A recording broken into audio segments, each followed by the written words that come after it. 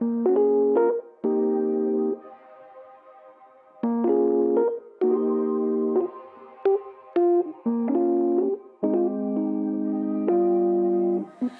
can do what I want when I want to do it. I can do what I need when I need to get through it. When I need someone else, can't be too proud for help, but gotta look after myself. Sometimes it can get lonely, never living in the moment. When the sun is shining, hope that I'm reminded, like how the clouds keep changing. I'm always steady rearranging, going back to the basics of what a good day is. What a good day is. And that's exactly what the day is. But it's exactly what you make it. So please don't go wasting.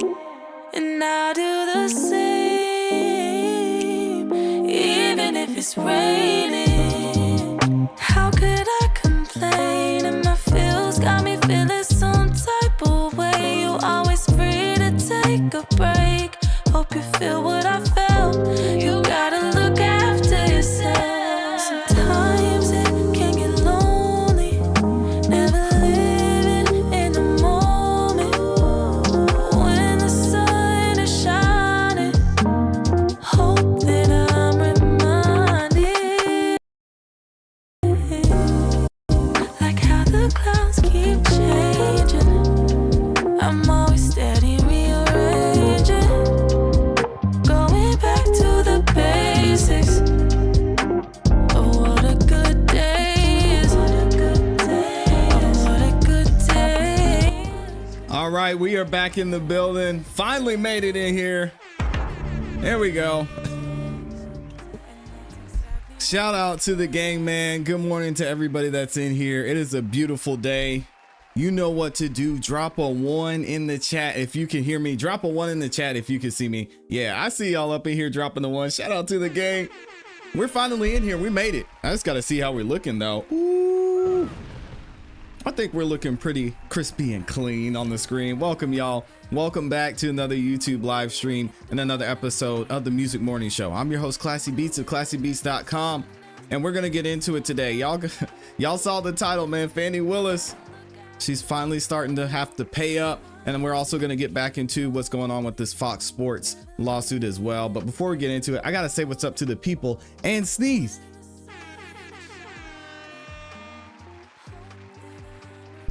Sometimes you gotta sneeze. Let me say what's up to everybody that's in here, man. It wouldn't be a live stream without something crazy happening. Shout out to, of course, my awesome, amazing Amy is in the building. Big shout out to Amy. I appreciate you. My guy Les Cleaver already dropping the 5 bomb, said fixing to get snow today and tomorrow. Oh gosh, where are you at, Les Cleaver? Hopefully everybody's doing well, and man, prayers go out to everybody in the LA area who's dealing with this wildfire. Absolutely insane, scary. I know so many people have lost their lives, and definitely praying for them. I've got family out there, and I'm actually from California. Some of y'all may not know that, so has a special place in my heart, and it's tough to see all that they're going through. Some of it allegedly could have been prevented, but we're not going to get into that on today's show. But big prayers out to them. Hopefully everybody evacuates and remains safe, and continues to have a safe recovery out there. But man, thank y'all for showing love to everybody who's in California too. That's tough to watch. I can't imagine going through it.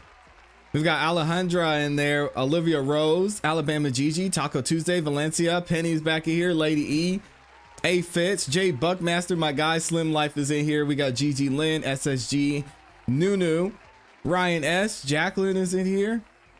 We got Trisha, Brian B is like, are we starting today? Is this live stream? I'm here, Brian, I'm here. We got Tommy Rogers in the building. Angie is in here. We got Rebecca in the building. Also, shout out to Just Lee.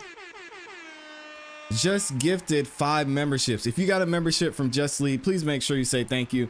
And also, I'll be reading super chats throughout the show. So thank you to everybody who sent in super chats and gifted memberships already. Amazing. Mike Pena's in here.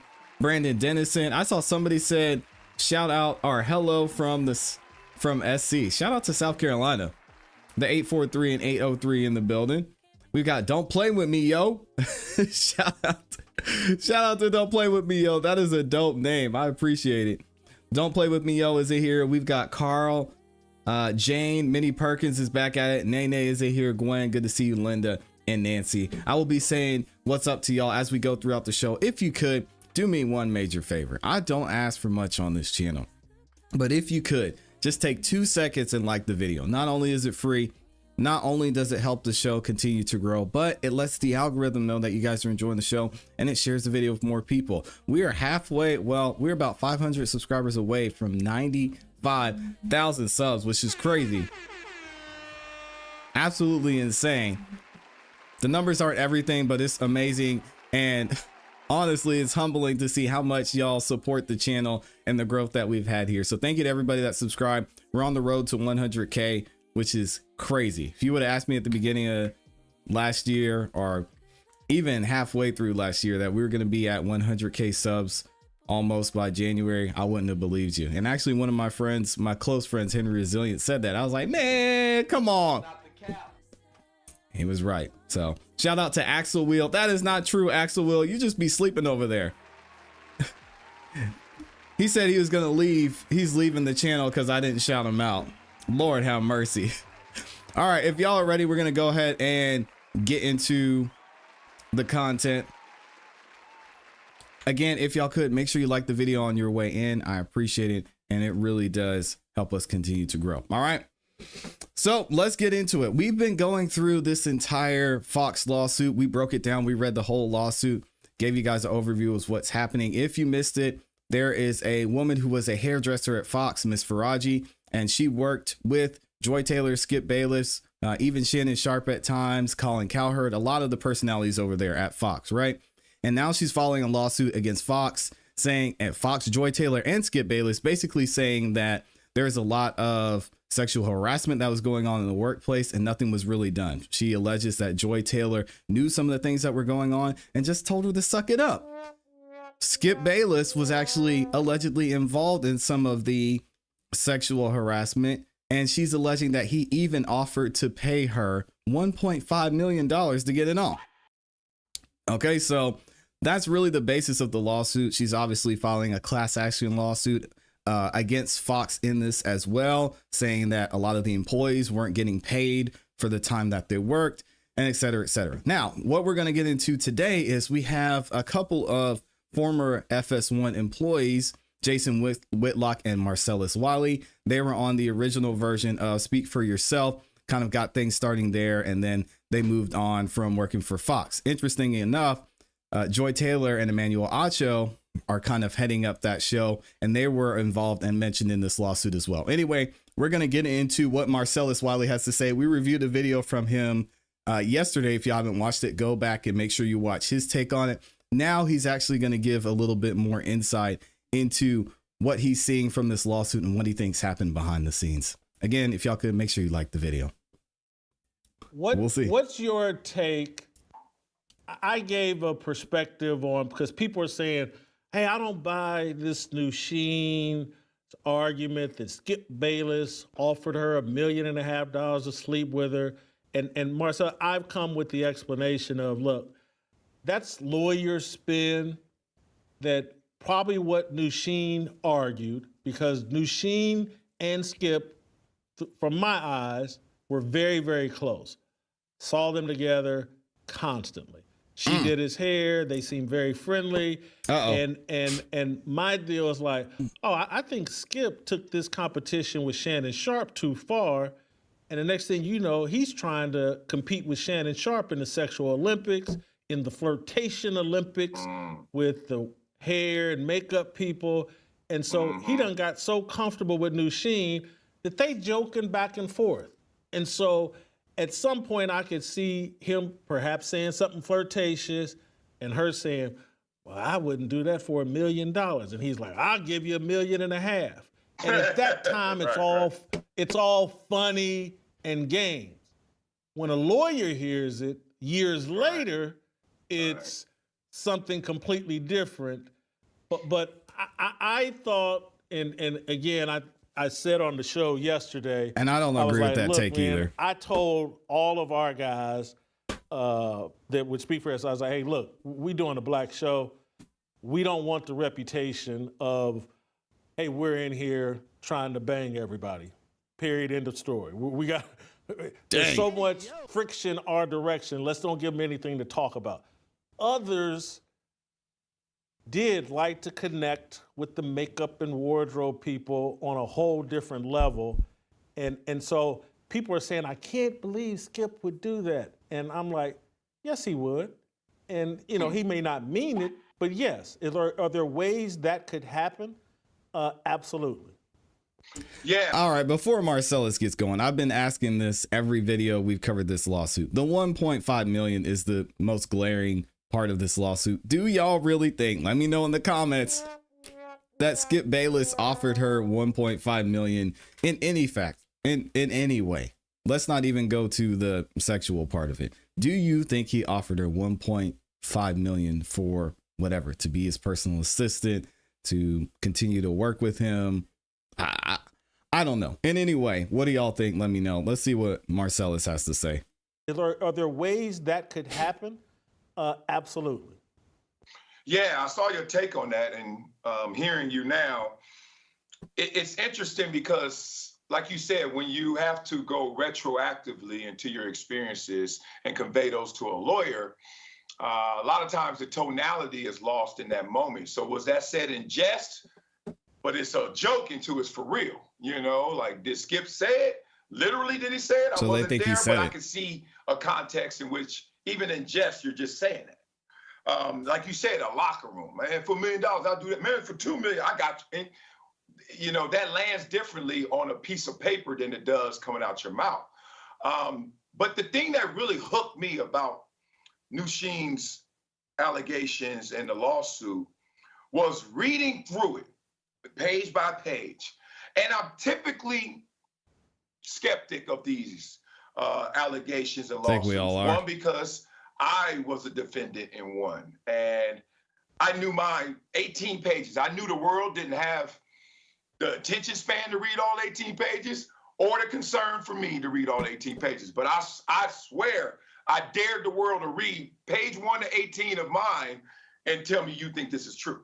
Not because it's me, just because there's no way that could happen. But yeah, and with him saying that, y'all let me know if you want to go back and do a rewind and look at Marcellus Wiley's lawsuit. We could do that at some point. Let me know in the comments. It's true. Not because it's me, just because there's no way that could happen. But reading through Nusheen's through 1 through 42, I started to realize, she said things that I knew were true, and now I'm reading them. And there were multiple things that I was like, whoa, I heard that from that person. Whoa, that actually happened in that date. And you guys precede me at Fox. I wasn't there till 2018. You guys were there before. So some of these things were eye-opening. But a lot of the things I saw were like, whoa. And that made me say, I got to take this one with more than just a grain of salt. Because if she's dropping these situations, these circumstances, and I know that to be real, how much of this is real? Is it all or most of it? But I know that some of it for sure is. Yeah, she's pulling the little Woody. She's mixing in some of the truth with lies, right? That's what he said. I think every bit of it is based in some element of truth. Yeah. But it's all been put through the lens of a competent, skilled lawyer that makes it a bit more sensational and a bit more lucrative. Yeah. I'm gonna ask you a follow-up on Skip Bayless, and you can pass on it if you don't have a take. But my read on Skip Bayless, working there for 4 or 5 years, was that he's somewhere on the spectrum in terms of he's not a normal person. And I don't. This is the thing that gets me about Jason Whitlock. He always has to throw some random thing in there. Like, If Skip is on the spectrum, so what? It doesn't have anything to do with it. But he's somewhere on the spectrum. He's an odd duck.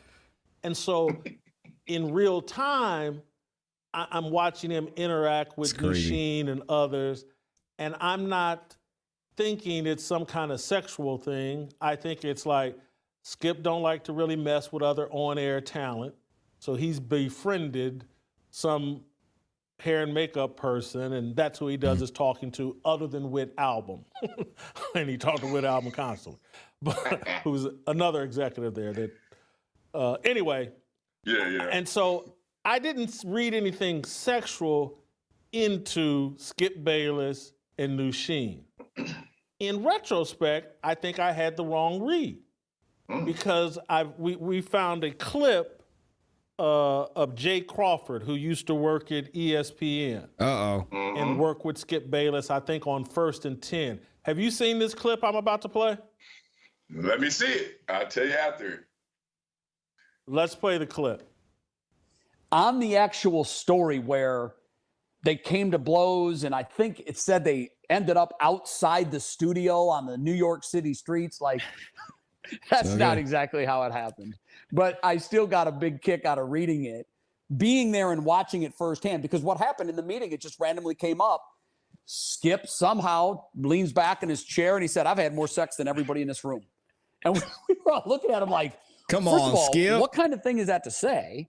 You know, like I said, we're not in junior high. Secondly, apropos of nothing we were talking about, Woody may have been, bragging about a conquest or something, and Skip just shoots him down by saying, "You have no idea." And so from that point, it comes up on the air, which stunned me. But Woody would do that. Woody would take the thing that should have been left in the meeting room and bring it to TV. The clip here. Sometimes it was gold. Sometimes it wasn't. So Skip Bayless in an argument with Woody Page. That's crazy. Yeah, I done laid more pipe than anybody in this room. That's not the Skip Bayless I thought I knew. It's like, that puts Skip in a different light. Man, I'm not when you seeing said it. he's on the spectrum, I know exactly what you're saying, because Skip is obsessive compulsive. Like his mannerisms, his regimen, he will do the same thing every day. And you're like, yo, you're never going to change it up? And he's never going to change it up, right? He's going to take that walk to that little desk. He's going to write down all those notes. He's going to have his meetings the same way, etc. Like his regimen of working out, everything, right? So I get what you're saying in that respect. And that can make somebody who gets competitive about anything become obsessed with it. So I think the 2 + 2 is somewhere between 3 and 5 in this one, because I never looked at Skip as someone who was up there trying to mac on everybody in the building. I never saw him have those type of relationships, etc. So like you, whenever I saw Skip with any person, I was like, probably he's trying to help them out. Like he's trying to either give them another rung on the ladder to climb up, because I'm Skip Bayless, I run this joint. Or hey, it's good to know other people, but I'm not trying to get in with you. We know that crowd. We know the crowd that was trying to holler and go hard in the paint.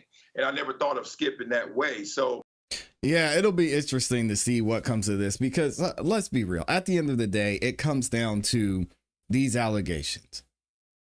Are they true? Are they not true? And how is Skip going to be held liable in this? Because again, he doesn't work for Fox, so he can't be fired. Is he going to have to end up paying that $1.5 million that he promised? Maybe.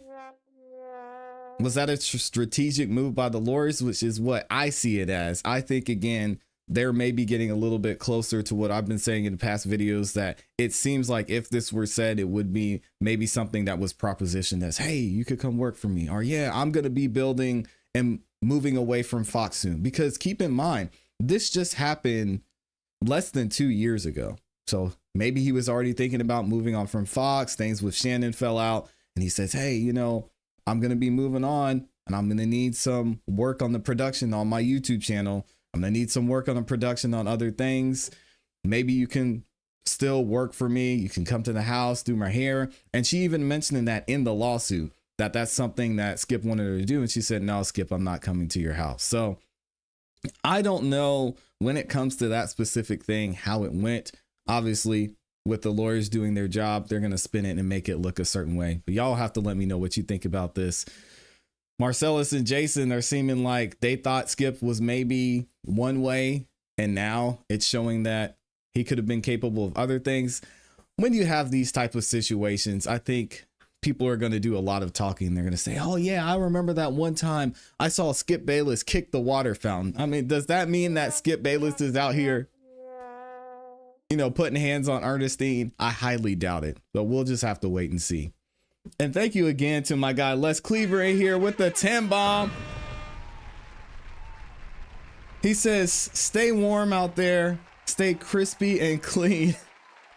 And God bless y'all. Catch you in the replay. Stay warm out there. Stay. Oh, okay. He double typed it. I appreciate you, Les.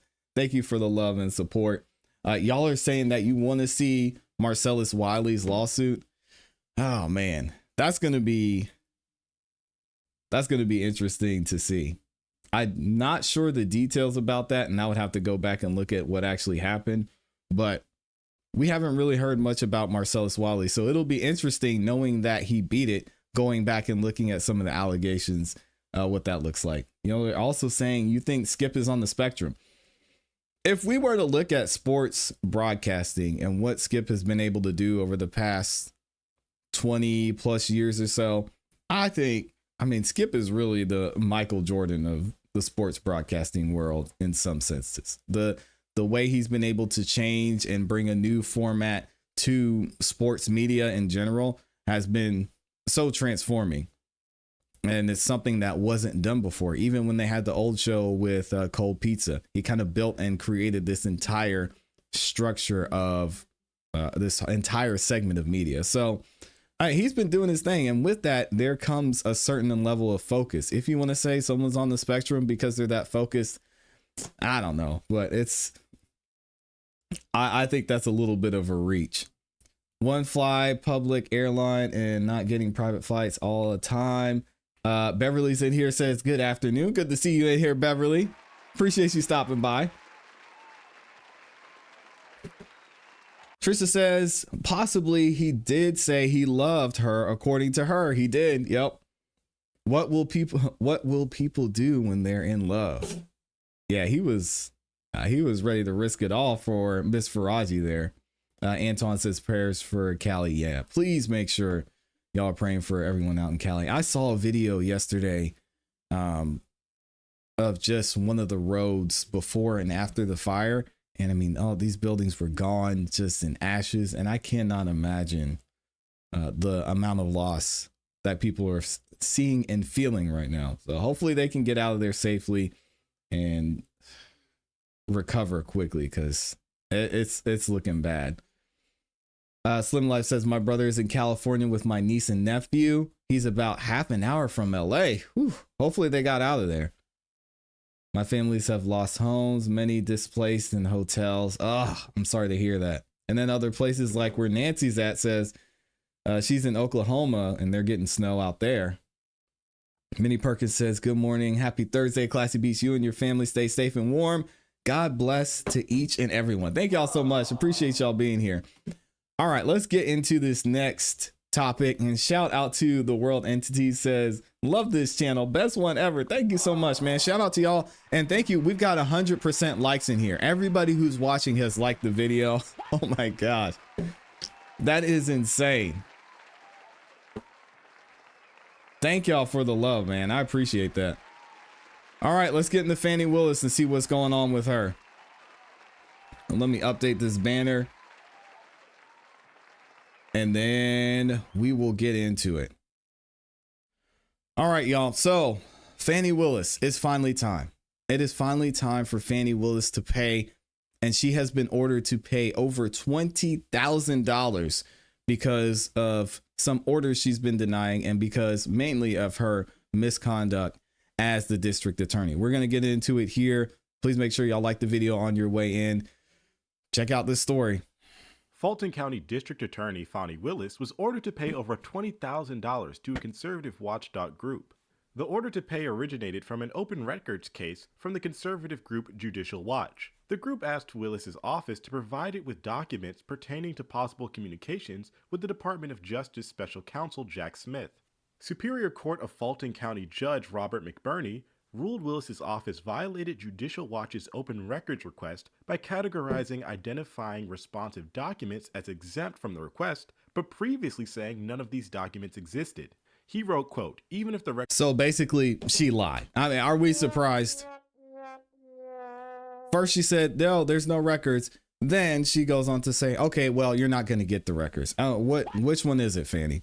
And she's getting away with it. But previously saying none of these documents existed. He wrote, quote, even if the records prove to be just that, exempt from disclosure for sound public policy reasons, this late revelation is a patent violation of the aura.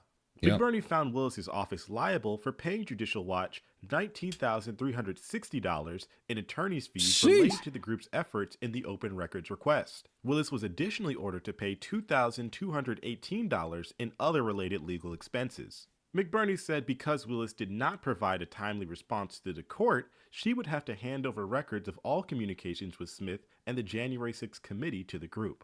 Willis has denied any coordination with Smith. All right, and shout out to the Washington Examiner. So we're seeing there again, Fani Willis doing Fani Willis things. She denied this order initially, which we're actually going to do a little bit of a rewind and go back and show you guys what happened leading up to this and how she got into the situation in the first place. As we know, and we've reviewed before, Ashley Merchant was also fighting with Fani Willis, trying to get some emails from her, trying to find out what happened behind the scenes. And Fani Willis again is refusing to do what she's supposed to do. So let's look into it and do a little bit of rewind to what happened a few weeks ago when Judge McBurney basically said, Fani, you got to do the right thing. 6:37 now. This morning, we continue to look into a judge's ruling against the Fulton County DA's office in a lawsuit. So this is a case now we have been following for months. 11 Alive reporter Ariana Manise joining us live with more from the Fulton County Courthouse. Ariana, Ashley Merchant, an attorney, testified against the DA's office. That's right, Cheryl. Now, this lawsuit is a sidebar of the Georgia election interference case. Ashley Merchant, she's attorney for one of those defendants listed in that case, and she is accusing the DA's office of violating the state's Open Records Request Act and not handing over documents related to her client, Michael Roman. Now, on Monday, we saw Ashley Merchant. She took the stand and she testified that she did not receive all the requested documents in this case and that she never received such communication in a timely manner, and also accusing the DA's office of hiding some information. Now, some of the documents requested included employee non-disclosure agreements, emails, invoices, and payments. Now, lawyers for the county, they claim subpoenas weren't properly served, and an attorney representing DA Fani Willis claims that the Merchant law firm is harassing the district attorney and her office. All of this is to serve a particular purpose, and it is not because they did not receive documents. It's not because we are violative of the open records statute. It is to undermine this prosecution. It's to impact this criminal prosecution, the election, and to harass a district attorney's office. Now, in the end, the judge proceeding over this hearing ruled against the Fulton County District Attorney's Office, stating that they failed to provide those documents in a timely manner. The judge also ruled that the plaintiffs in this case, the Merchant law firm, could be awarded attorney fees at a later date. Reporting live from the Fulton County Courthouse, I'm Ariana Manise for 11 Alive. Back to you. All right, so that was Fani taking the first L, right? Ashley Merchant, earlier this evening, she got a great awarding there. The judge said, yes, Fani did not do the right thing, so she's gonna have to produce this. And Ashley Merchant got an amazing win. Now, going forward, there were still other issues with this Open Records Act, and that's where we get involved with the Judicial Watch. All right, check this one out. Well, from earlier Fox this 5. evening, DA Willis suffered a defeat in a civil case over open records. A Fulton County Superior Court judge ruled that Willis violated the Georgia Open Records Act after she did not provide records relating to Special Counsel Jack Smith and communications with the U.S. House January 6th committee. The plaintiff, Judicial Watch, sued the DA after not getting those records. In the judgment, the judge ordered that the records be provided within 5 days. A hearing will take place later this month on Judicial Watch's motion for legal fees. And then last one. This is what happened after Judicial Watch tried to get those, tried to use their Open Records Act. Here we go. District Attorney Fani Willis must turn over documents related to her election interference case. She was sued by a conservative nonprofit claiming Willis was ignoring their requests, and the judge agreed. Atlanta News First political reporter Doug Reardon is live outside of the Fulton County Courthouse. And Doug, these documents are also linked to the January 6th investigation. Yeah, presumably they are, and they were made through the open records request that we have here in Georgia and across the country. Anyone can use it. We use it all the time as journalists. It lets you get your hands on public records. And tied to that law, there are some really specific timeframes in which officials have to respond and either grant or deny those requests. The judge said yesterday that Willis just plain ignored those timeframes. And again, this is nothing new. We've seen this before in the past. Fani Willis didn't show up to a hearing she was subpoenaed for. So nobody is surprised here. And usually it's 3 or 5 business days that she has to produce everything, and she's still denying it, doing whatever she wants. Fulton County District Attorney Fani Willis must turn over documents requested by conservative nonprofit Judicial Watch. The group wanted Willis's communications with the federal January 6th committee and Trump's D.C. prosecutor Jack Smith as she carried out her own case with Trump at the center. It is clear that they did not want to comply or were unable or unwilling to comply, and complying with this law is mandatory. Attorney Josh Schiffer says the Open Records Act is meant for transparency and sets strict standards for responses. The argument from these conservative groups and other groups trying to get information is that Fani Willis can very easily collect this information, it's all digital, and send it over. Judge Robert McBurney agreed, telling Willis she had 5 days to produce the documents, adding, quote, "The court has in effect declared that she has violated the Open Records Act." Some of those communications are absolutely of public interest. They're not protected by any privilege. As for what's in the documents, that's relatively unknown. Cooperation between state and federal agencies isn't uncommon, but Emory law professor Jonathan Nash says it could perpetuate something Trump has been saying for years. There have been suggestions by the former, now incoming president that there's been coordination with the Department of Justice, with local prosecutors, including in Fulton County. I think what would be interesting, if it's there, is some evidence of coordination. And no comment from the DA's office. They may still appeal this decision. Speaking of Trump, his attorneys today here in Georgia filed a motion asking the judge to dismiss every single charge against him in this indictment. They said he is a sitting president. You can't prosecute sitting presidents, and so the case should be thrown out. Now, of course, Willis can wait the 4 years until Trump is out of office to resume that prosecution. From downtown Atlanta, Doug Reardon, Atlanta News First.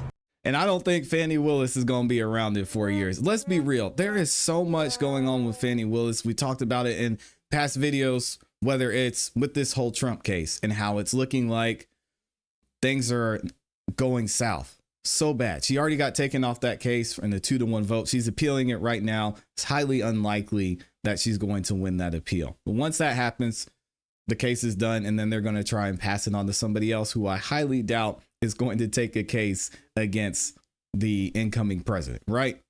Then she has these lawsuits that she's having to pay against Ashley Merchant's law firm and the Judicial Watch. Then even with the Trump trial, we've got to figure out what's going to happen there, because I highly doubt that she's just going to be let off the hook for this. You've got Kamala Harris that was involved. You got the mayor of Atlanta that was involved in this. And Fani seems like she's going to be the one that's going to have to take the fall. You got everything that's going on with the Department of Justice and Rice Street. I mean, this is Fani. She is in a lot of trouble right now. And it seems like the walls are crumbling down around her. I mean, gee, even in the YSL trial we've been covering, she got some wins with several RICO guilty pleas. But at the end of the day, the jury decided that the 2 remaining defendants that were left, not guilty of RICO at all. Not a great look for her reputation. Let me know what y'all think about this in the comments and in the chat. Is Fani going to be able to hold on? Is she going to pay the money? Is she going to produce the documents? We'll have to wait and see. And again, shout out to Black Butterfly in here with the 2-bomb. What does she say? She says, is this that YSL Barbie that she has to pay? No. So we're still waiting to find out what's going to happen with that one. And let me double check and see. So Ashley Merchant did win that one, but I don't know if they're gonna get anything from that yet. And I can actually look and see if they have any updates.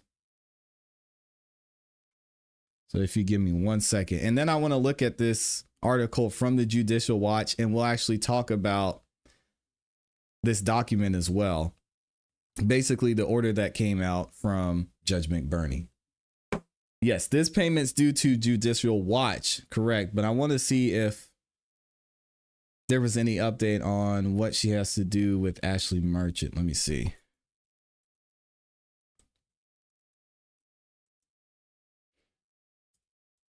Let me see if I can find it real quick.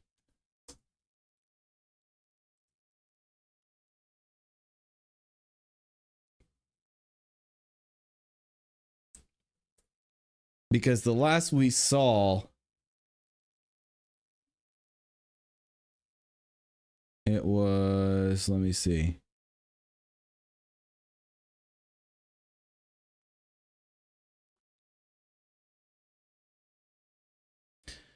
So there hasn't been a decision there yet, but it's basically what we still reported, that Fani, she may have to pay upwards of $50,000. And we talked about that before. That hasn't been decided yet, from what I know. And we talked about that in a past video.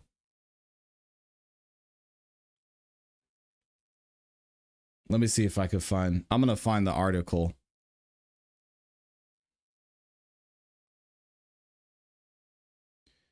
Yep, we saw that from Judge Krause.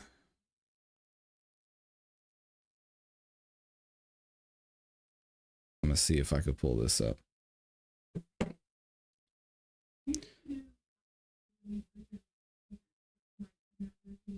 So the last thing we heard is just that she won.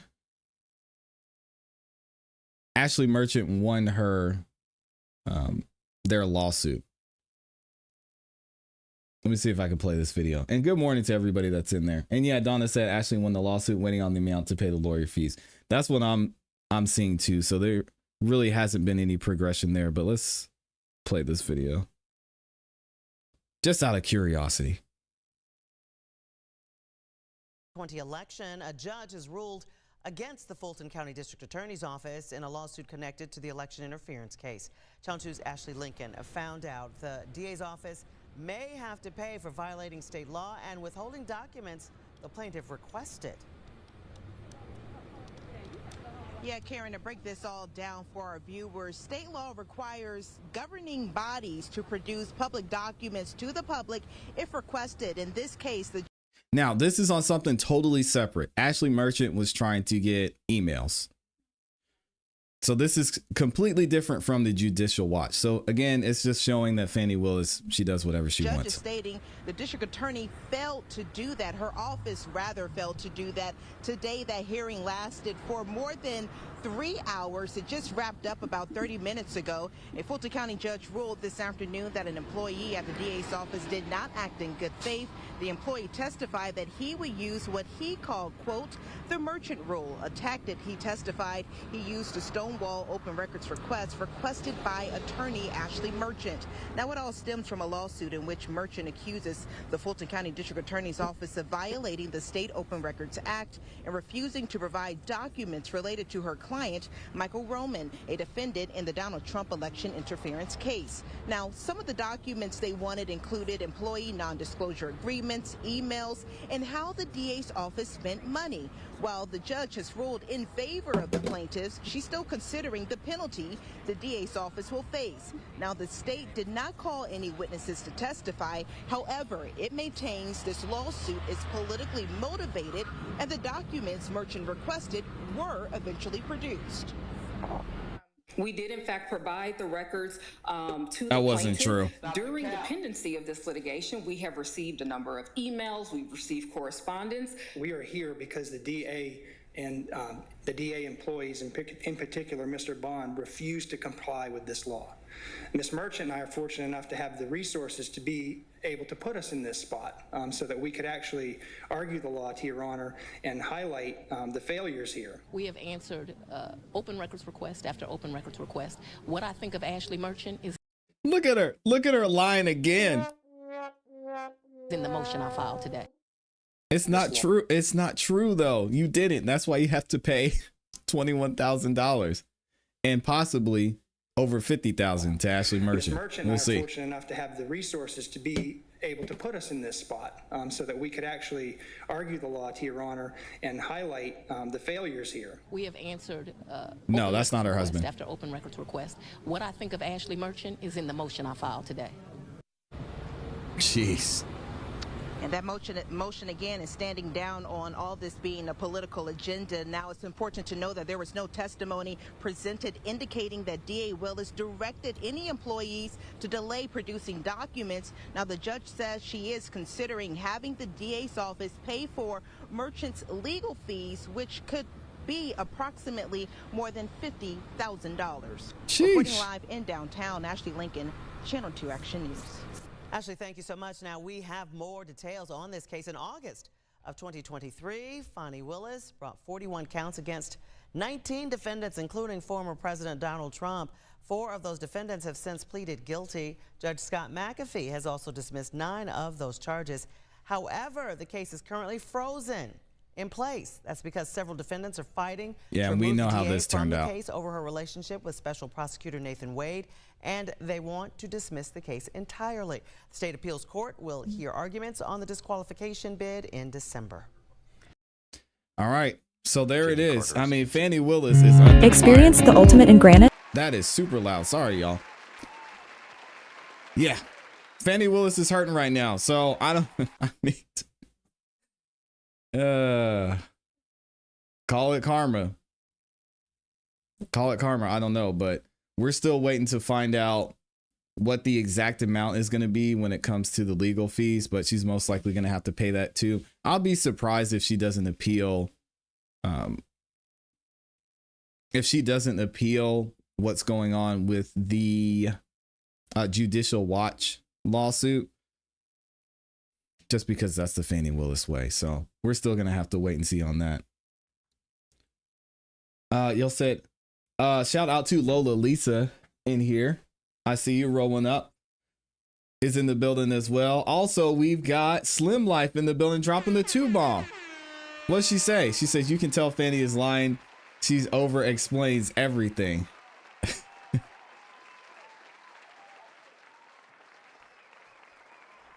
Yeah. And y'all are saying that was her husband? Oh, why he just looked different? He looked different in that picture. Okay, I take it back.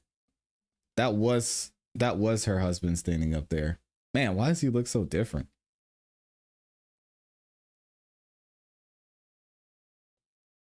Shout out to John Merchant up in there.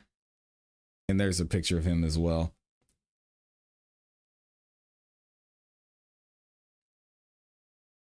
There's a couple right there. John and Ashley Merchant killing it. Killing the game.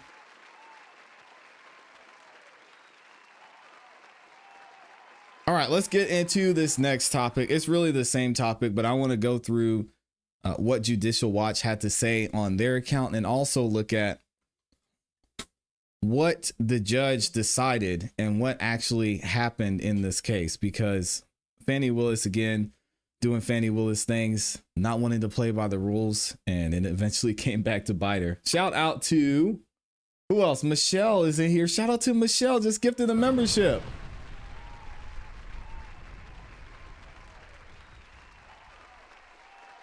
If you got that membership from Michelle, please make sure you say thank you for the love. Appreciate that, Michelle. And thank you for the support as well. She's also a member, so shout out to Michelle for that. All right, let me see. Michelle said late, sorry. I'll watch the beginning later. And thank you to everybody who's been watching the replays as well. I appreciate y'all. Where else? Did I miss anybody else in here? Shout out to Miss 86 is in here. Peter Steele is in the building too. He said, so hiding the ball comes from the top in the Fulton County DA's office. Oh, you already know. Absolutely.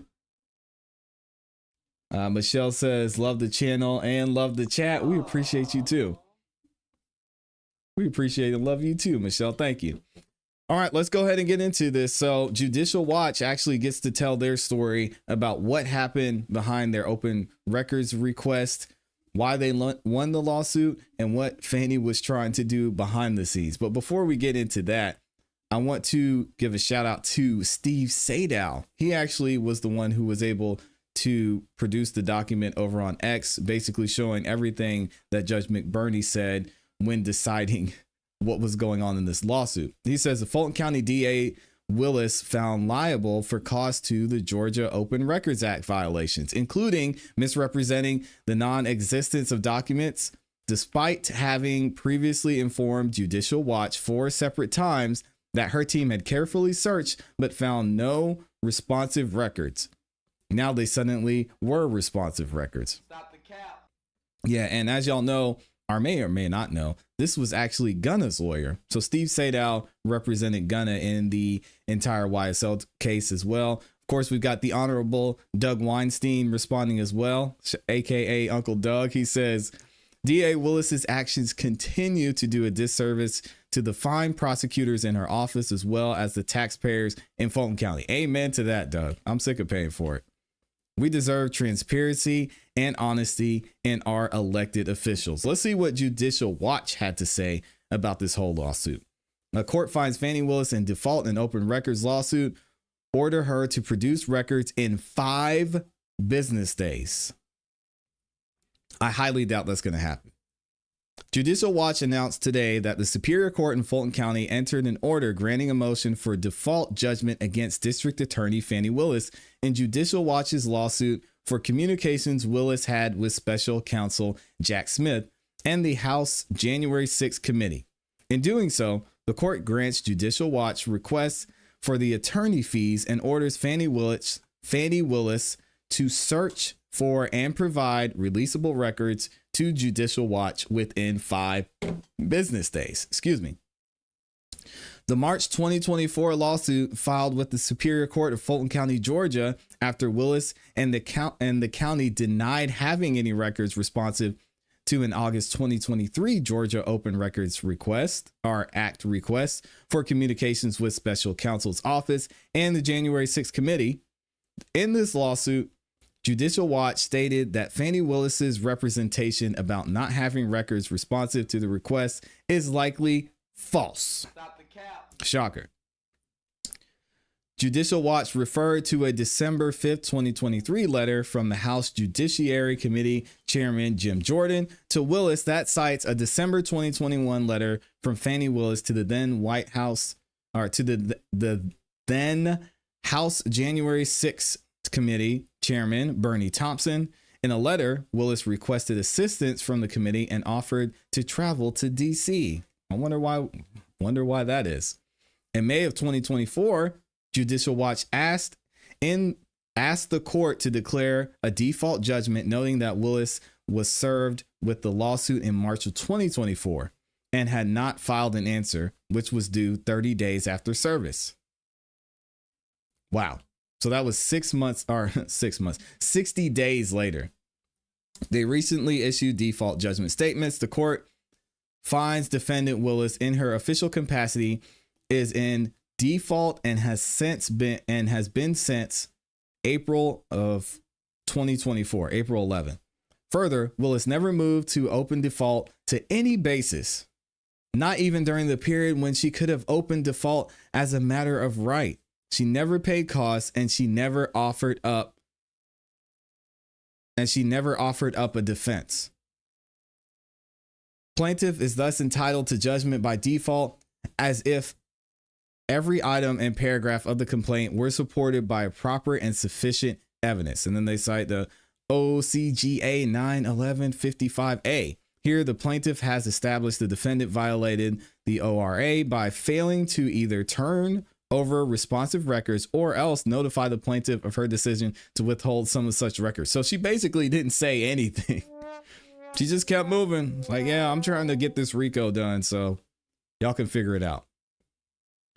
In its complaint, the plaintiff sought the following relief: a declaration that the defendant has violated the ORA, in order for the defendant to search for all records responsive to the plaintiff's request without further delay, an injunction ordering the defendant to cease withholding non-exempt public records responsive to the request, an award of attorney's fees and costs pursuant to OCGA 501873, which we now know that they were granted, a writ of mandamus ordering the defendant to provide the requested records, and any other relief the court deems proper. So now that we know that, we can fast forward a little bit and see what Judge McBurney had to say about everything that Fani Willis was doing.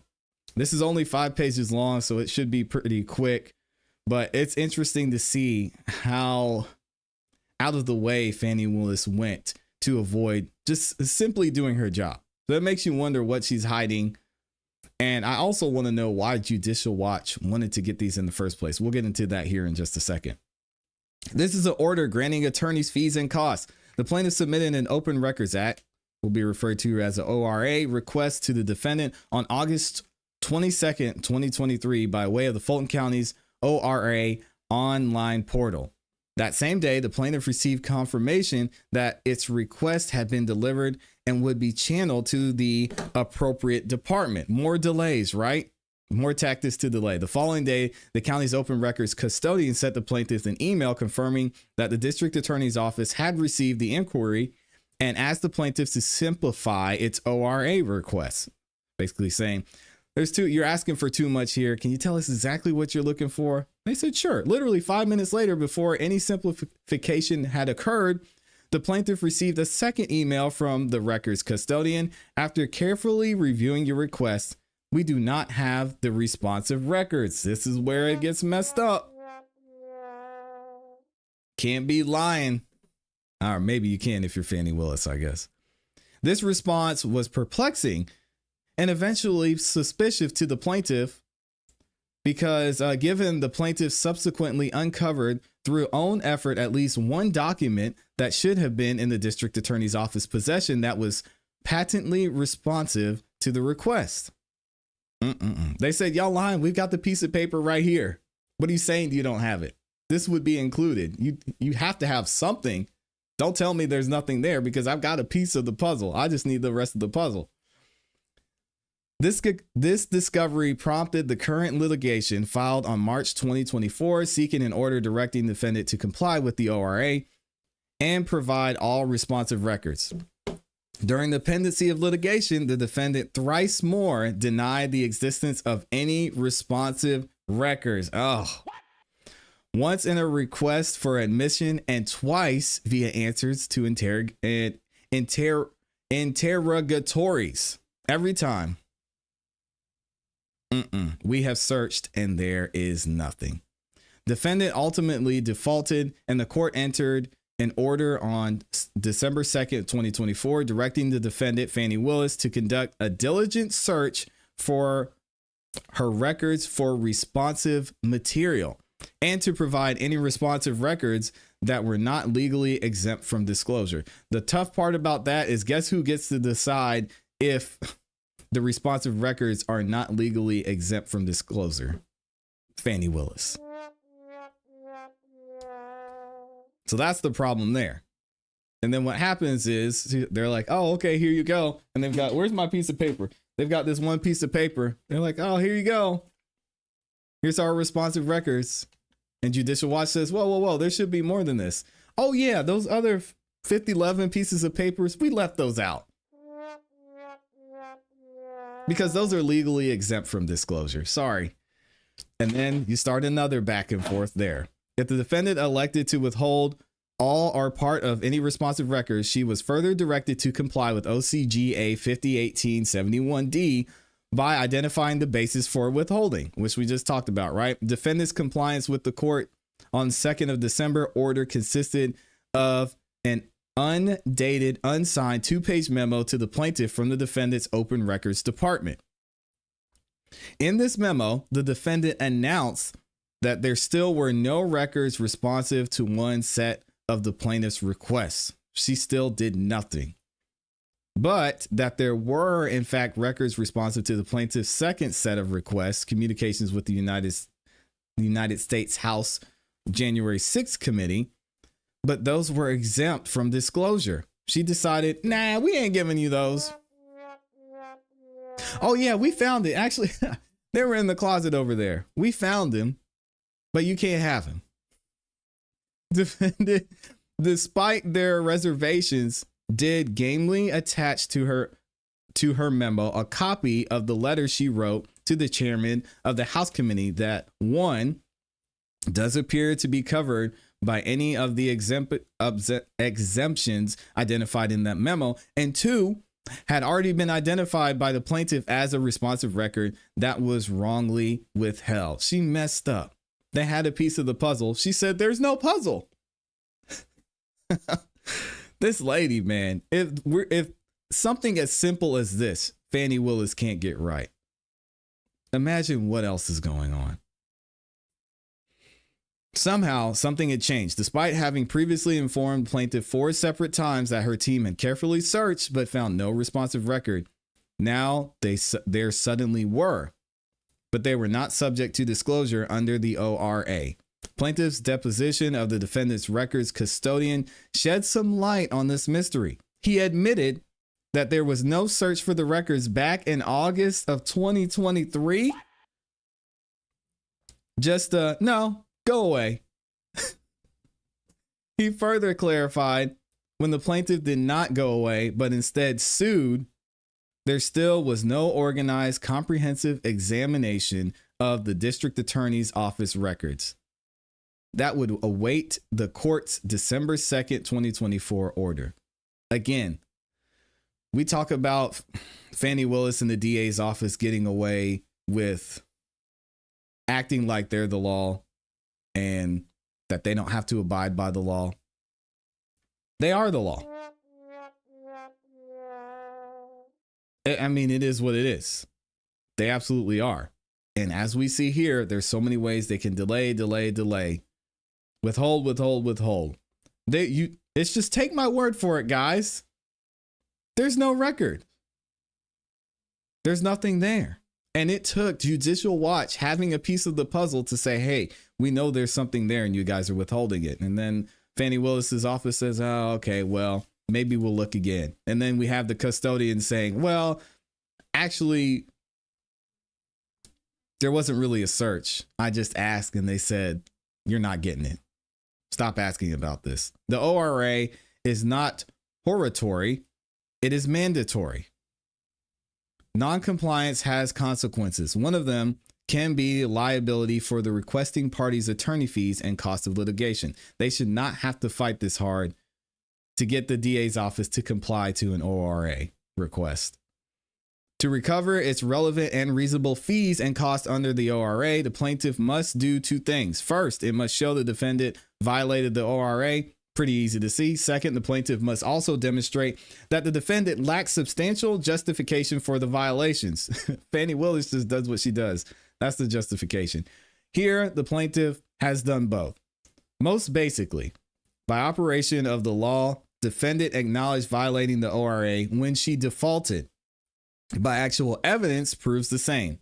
Per her records custodian's own admission, the district attorney's office flatly ignored the plaintiff's original OR request, conducting no search and simply and falsely informing the county's open records custodian that no responsive records existed. If you did not have the resources to fight this in the first place, you would just have to shrug your shoulders and say, well, I guess Fani wins this one. And the reason she had to pay $21,000 worth of legal fees is because that's what, and it's probably more than that, the Judicial Watch had to put up to actually fight this and get what they were asking for.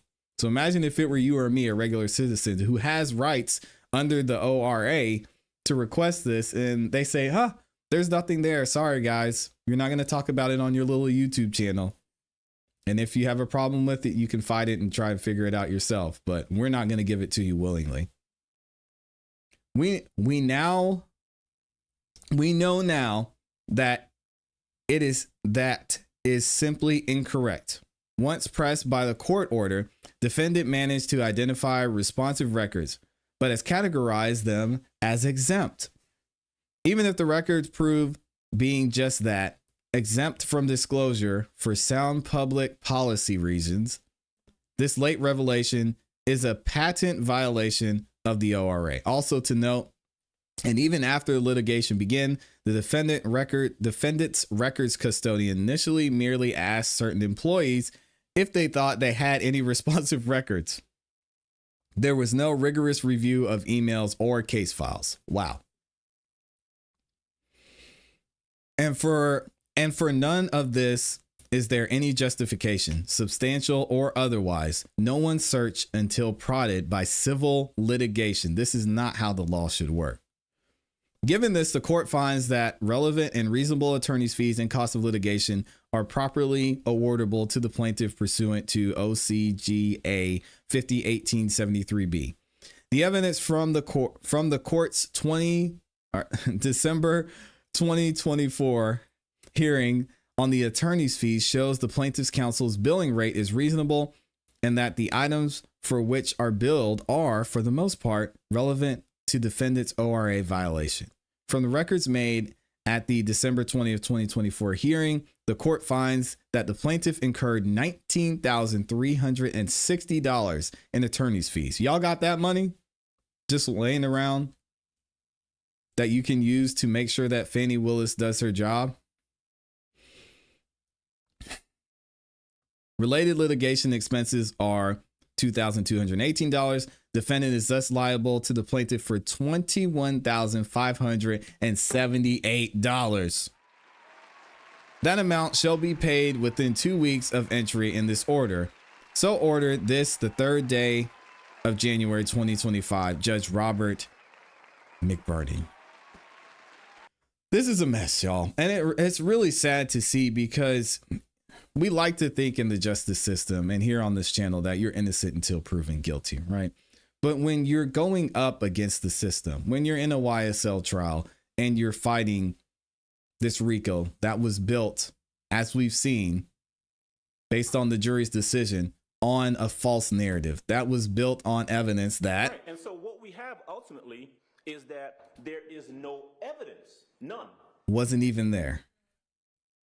When you see all the trouble and all the fight you have to put in and go through just to get something as simple as an open records request, it cost you $21,000 for the truth. And that's all because one person, one lady, one district attorney doesn't want to do her job. She doesn't want to do the right thing. She doesn't want to be transparent. She doesn't want to give those rights to the people that so many have fought and died for. It's that simple. Fani Willis's world, and we got to continue to make a change. Let me know what y'all think about this. Is this going to be the last time we see something like this from Fani Willis? And do you think Judicial Watch is done? Because I feel like they're still going to want to push to make sure they get the information they're requesting. We'll have to wait and see what happens there. Shout out to the gang too. I saw y'all in there showing love. We had so many super chats come in while I was up there reading. Appreciate y'all supporting and showing love. Who do we have in here? I want to make sure that I put some respect on y'all's name. We've got Michelle, as I mentioned, she gifted a membership. Shout out to Michelle and thank you for the love. We also had Slim Life in there, gifted a membership as well. If you got that membership from Slim Life, please make sure you say thank you. She's always in here supporting and showing some love. Nana Banana's in the building as well. Says thanks for keeping us all updated. Fani is crazy. That is 100%. And thank you for the 2-bomb, Nana Banana. I appreciate it. Y'all are saying, somebody was saying something about Judge Joe Brown. Oh, Judge Joe Brown said to fight it on civil grounds, so Fani must use her own money for the lawyers. There it is. But the thing about that is, John, is you have to have money to fight for money in a lot of cases, right? Shout out to Taco Tuesday. Appreciate you being here. Have a great rest of your day. I mean, it cost them $21,000. Now, I guess it depends on the attorney that you get and what agreement that you come to there. Maybe you just pay a retainer and they say, yeah, it's looking like we can win this. I'll work for you until we finalize this case and get our judgment.